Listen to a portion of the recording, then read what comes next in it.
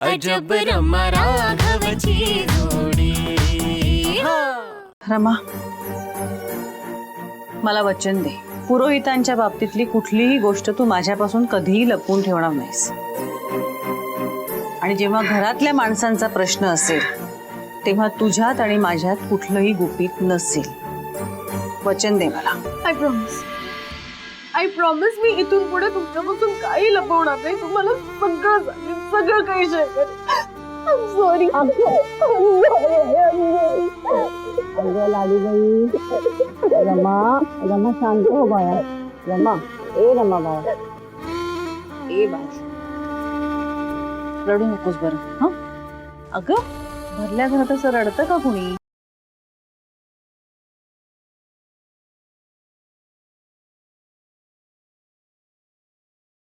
गिरीश, तुम्ही का असे एरझाऱ्या घालताय? एका ठिकाणी शांत बसा बरं। बघतीस ना, आज सुद्धा ही बाई आलेली नाही, एवढा उशीर झाला तरी। हे बघा, तुम्ही शांत व्हा। कदाचित आजच्या दिवसाचं महत्व त्यांच्या लक्षात नसेल राहिलं। बरोबर बोललीस। आजचा एवढा महत्वाचा दिवस ही विसरणारच। आज गुरुपुष्यामृत आहे। आजच्या दिवशी आपल्या घरामध्ये दक्षिणावर्ती शंखाची पूजा असते। ही पूजा दाम्पत्याने एकत्र बसून करायची असते, हे या बाईला चांगलं ठाऊक आहे। कदाचित म्हणूनच कुठेतरी गेली किटी पार्टी वगैरे करायला। हे बघा, तसं नसेल, काहीतरी काम असेल म्हणून गेले असतील, येतीलच इतक्यात। मला लावण्याची सगळी कामं चांगली माहिती आहेत पवित्रा। माझ्या दुर्दैवानं अशा विधींसाठी आजही मला हिलाच माझ्या बाजूला बसवावं लागतं, म्हणून मला तिची वाट बघावी लागते। लावण्याला आपल्या जबाबदाऱ्यांची जराही जाणीव असती ना, तर आज आपल्या मुलीला दुसऱ्यांच्या घरी पाठवण्याची वेळ झाली नसती ग। आईनं आपल्या मुलीवरती घरीच संस्कार केले असते तर दुसऱ्यांसमोर हात पसरायलाच लागला नसता की प्लीज आमच्या मुलीवरती संस्कार करा।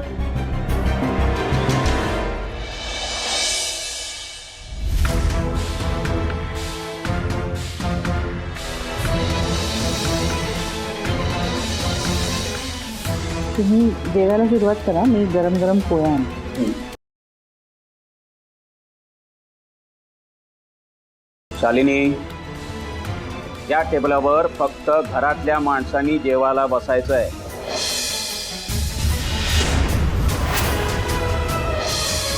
बाकीच्यांना ओसरी आहे। जे लोक या घरातली संस्कृती मानत नाहीत त्यांना इथे स्थान नाही।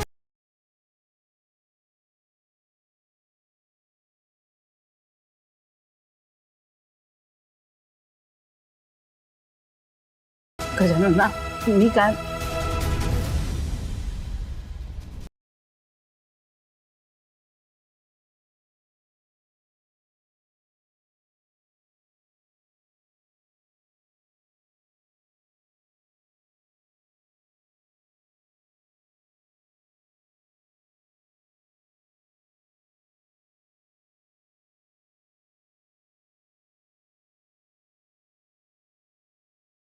तुम्ही सगळ्यांनी जेवून घ्या। तुम्ही वडील नाही, हुकुमशाह, हुकुमशाह।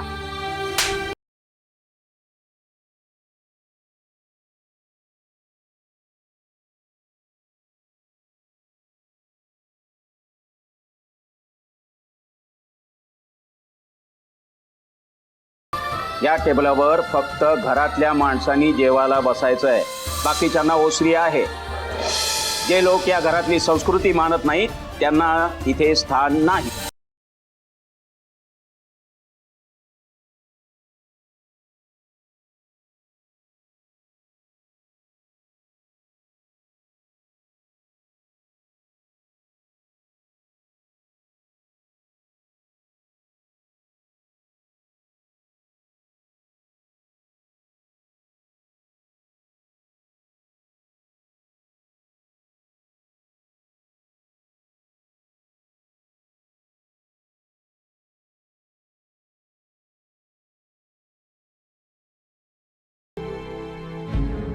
भरल्या ताटावर असं रडायचं नसतं, चांगलं नसतं ते।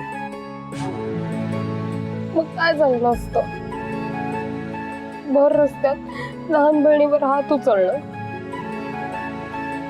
आता लहानपणापासून आजपर्यंत घरातल्या कोणी मला बोट देखील लावलं नाहीये, आबांनी सुद्धा नाही।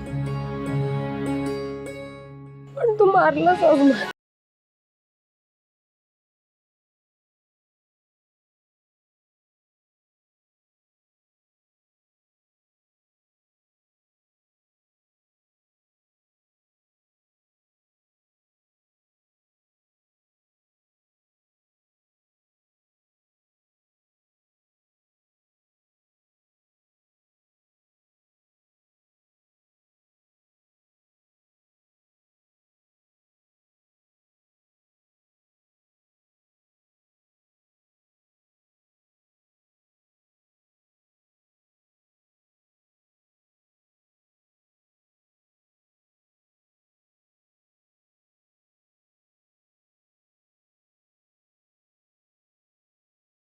हॅलो, आता काय मॅडम?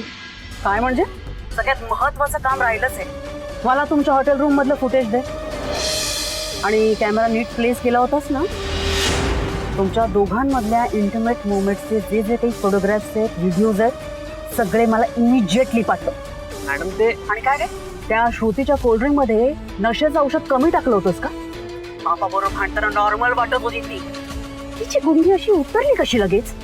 हो मॅडम, ती पावडर पूर्णपणे तिच्या पोटात गेलीच नाही.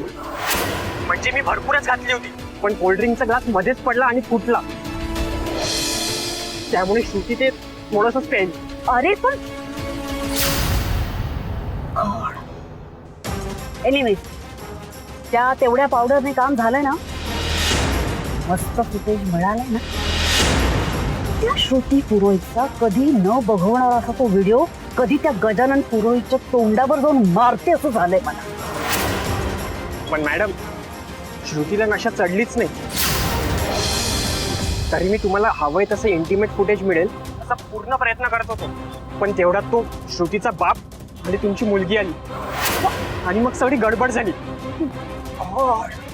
गॉड, म्हणजे तुला फुटेज मिळालं नाही, फोटो सुद्धा नाही? खरं तर मला माहित नाहीये का काय काय मिळालंय. कारण कॅमेरा सुरू करून कोपऱ्यात ठेवलेला फोन मी तिथेच सोडून आलोय.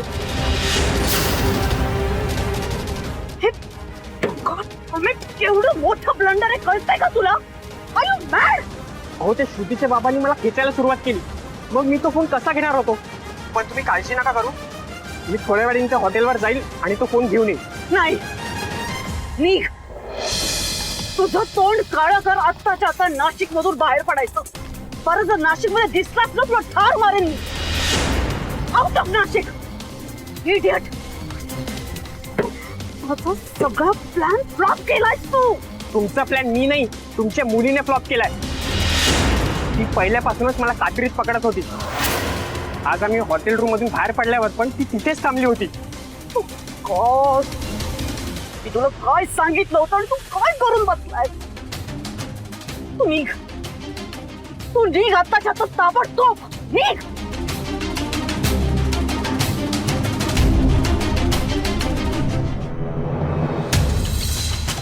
तो मूर्ख रोहित फोन हॉटेलमध्येच सोडून आलाय. हे सगळं प्रकरण अंगाशी नाही आलं म्हणजे मिळवलं. शांत व्हा गिरीश.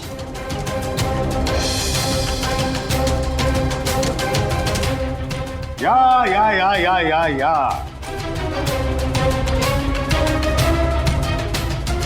या लावण्या देवी या. काय आता काय झालंय? नाही, रात्र संपायच्या आत तुम्ही घरी आलात म्हणजे आमच्यावरती अनंत उपकार झालेले आहेत. इतका वेळ झाला माझा फोन घेत नव्हतीस, माझ्या मेसेजला रिप्लाय केला नाहीस. कुठे होतीस? कुठे? कुठेही असेल, तुला काय करायचं?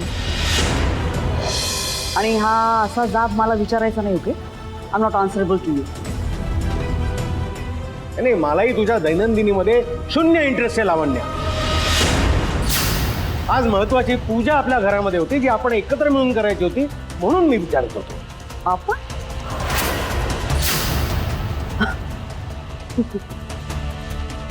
त्या राघव पुरोहितमुळे या बाईला तुझ्याबरोबर मिरवण्याचं मिळालंय ना लायसन्स. तिलाच बायको म्हणून बसून करून घे ना पूजा. कर ती पूजा कर. हा, मला काही फरक पडत नाही. बघितलंस, बघितलंस कशी निघून गेली ती. नाही नाही, चूक माझीच आहे पवित्र. मी हिची वाट बघत का थांबलो? देवाची माफी मागून आधीच पूजा आटपून का नाही घेतली? ही माझीच चूक झाली. गिरीश, तुम्ही शांत व्हा. असे हायपर नका हो. ह्यानी फक्त भांडण वाढत जाणार आहे, हे माहितीये ना आपल्याला. लावण्यातही अशाच वागणार आहेत. निदान तुम्ही तरी समजून घ्या ना. आजवर हेच तर करत राहिलो ना पवित्रा. त्या बाईची लायकी नसताना तुझ्या आधी हिला प्रायोरिटी देत आलो. पण हिच्याकडनं अजून काय अपेक्षा ठेवणार आपण? ही थोडीच प्रेमाने बोलणार आहे. मला किती स्ट्रेस असला आयुष्यामध्ये तरी ही थोडीच पण मला विचारणार आहे, गिरीश काय प्रॉब्लेम आहे? शपथ सांगतो पवित्रा, तू माझ्या आयुष्यात आली नसतीस ना, तर या बाईमुळे माझा काय झालं असतं मला विचारही करता येत नाही. गिरीश तुम्ही शांत व्हा बरं. चला आपण पूजा करून घेऊ एकीकडे. मला रमासाठी वाईट वाटतं ग. त्या बिचारीनी लहानपणापासून घरामध्ये फक्त चिडचिड आणि चिडचिडच बघितली आहे. कसे काय संस्कार होणार तिच्यावरती? तुमचा प्लॅन मी नाही, तुमच्या मुलीने फ्लॉप केलाय. ती पहिल्यापासूनच मला कात्रीत पकडत होती. पुरोहितांच्या बाबतीत माझा कुठलाच प्लॅन वर्क का होत नाही? Damn it, damn it. नशीब पवित्रा, आता तरी रमा पुरोहितांच्या घरी राहून 4 चांगल्या गोष्टी शिकतीये. इथेच राहिली असती तर आपल्या आईच्या राज्यामध्ये अगोदर सारखीच बेबंद वागत राहिली असती. पण आता मात्र ती घरी येईल ना ते पुरोहितांकडनं चांगले संस्कार शिकून. संस्कार पुरोहितांचे? काय चाललंय? हा, काय चाललंय? पुरोहित आणि ते संस्कार? तुला काय सोपे सुद्धा ते पुरोहित आणि त्याचे ते सोकॉल संस्कार दिसत आहेत का? नाही दिसत असतील ना तर आता जागा हो. ते घर तुला वाटतंय तसं नाहीये. म्हणजे गिरीश, त्या फॅमिलीमध्ये आज किती खालच्या दर्जाची गोष्ट घडली तुला माहित नाही. तुझा लाडका गजानन गुरुजी, त्याची मुलगी एका हॉटेलच्या रूम मध्ये एका मुलाबरोबर पकडली गेली. आणि ह्याच कारणासाठी तो गजानन आणि तो राघव भर रस्त्यात तमाशा करत होते. काय?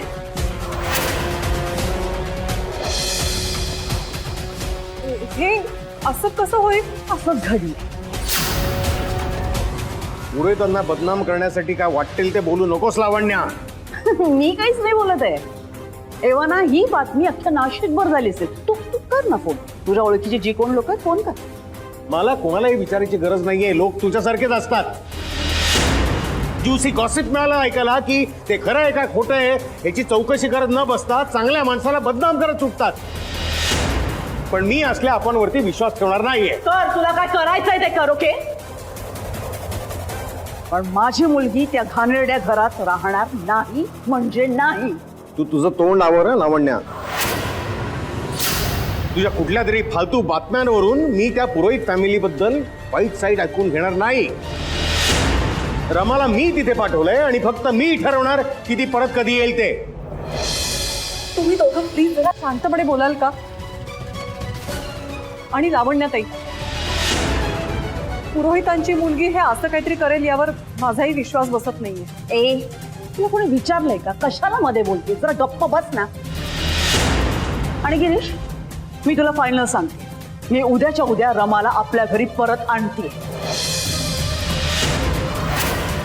खबरदार, असा विचार जरी केलास तर लावण्या, तू मुळात रमाला तिथे पाठवायला तयार का झालीस हे विसरलीस की काय? नीट आठव माझा शब्द आणि शब्द.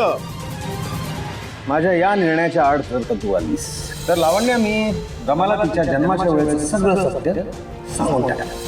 तू आजवर तिच्यापासून हे लपवून ठेवलेस ना की कसं तुला ती जन्मालाच यायला नको होती. तू तर तिला जन्म आधीच मारून टाकायला निघाली होती. मी तिला सांगू की कसं तिच्या डिअर मॉमनी ती अबाउट व्हावी म्हणून गोळ्या खाल्ल्या होत्या. बिचारीचा जीवच गेला असता, पण मी वेळच्या वेळी तुला हॉस्पिटलमध्ये नेलं म्हणून बिचारी वाचली.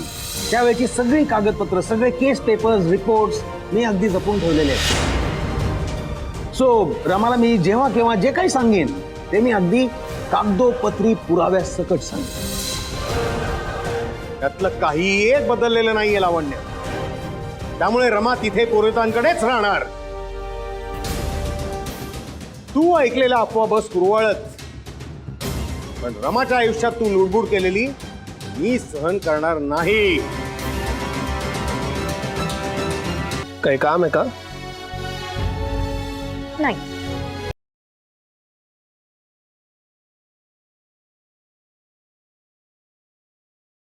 काही बोलायचं आहे का तुम्हाला? नाही.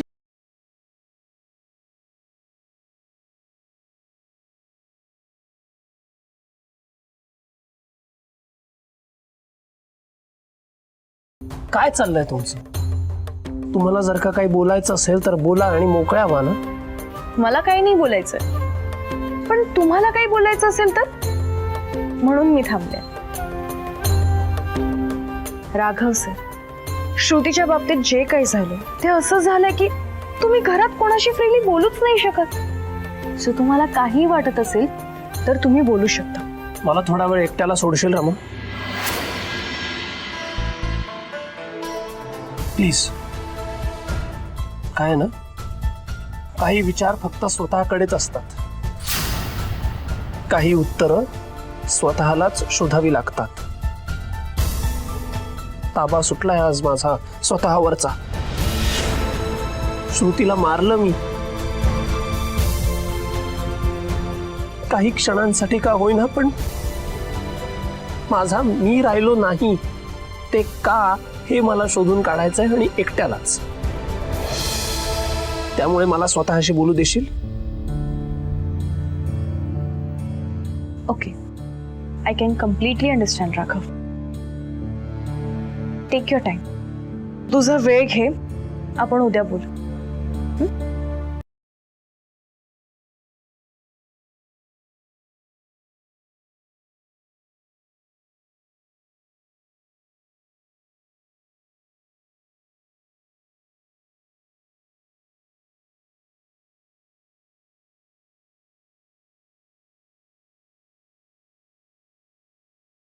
राघव, तो असा रेस्टलेस असला ना की मी सुद्धा खूप अपसेट होते, पण तू माझ्याशी तुझे सगळे इमोशन्स शेअर करेपर्यंत मी इथेच थांबणार आहे. कारण मला माहिती आहे तू सगळं फक्त माझ्याशी शेअर करशील.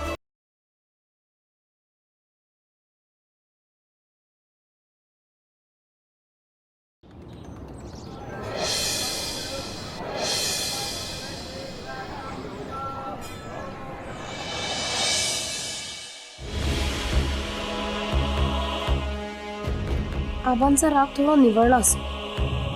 आता त्यांना रोहित बद्दल नीट सांगू का? आबा,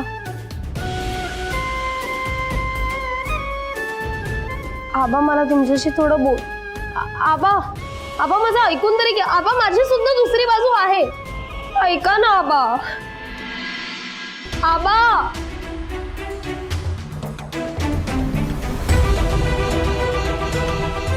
श्रुती, तू गजाननाला आज ओळखतेस का ग? तुला माहितीये तो सगळ्यांना समजून घेतो, पण एकदा का चिडला की जमदग्नीचा अवतार. मग मी सुद्धा त्याच्या समोर उभी राहू शकत नाही. आणि तू तर एवढी मोठी घोडचूक करून बसलीस. आता तू कितीही प्रयत्न केलेस ना तरी मला वाटत नाही कशाचा उपयोग होईल. आजी,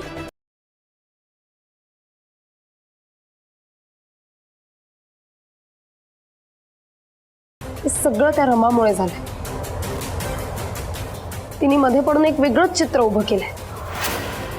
रोहितचं माझ्यावर किती प्रेम आहे हे सगळ्यांना कसं समजावू मी?